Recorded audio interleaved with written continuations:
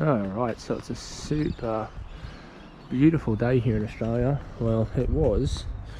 And, I've been working on a little DIY light, which consists of a bunch of little bits of timber.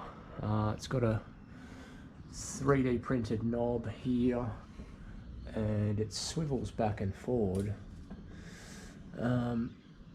And it's just a little bit of a prototype. It does work. I'll plug it in and see if we can get it going.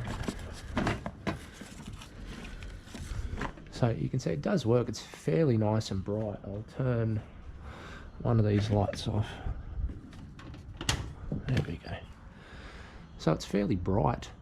You can adjust the arm length with the little knobs, and you can also, like I said, swivel back and forward. But yeah, I don't know, just I feel like it could have been done a little bit better. So what I'm going to do is I'm going to 3D print some knobs. I find they cut into my hand and they're just kind of small, but other than that, I like this little mechanism where it swivels. I don't know if anyone can see that, it swivels. But yeah, so anyway, I guess like, comment and subscribe. Just a quick and really kind of dirty light for the garage.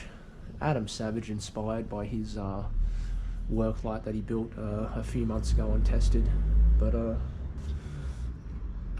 you can see how much of a difference it makes.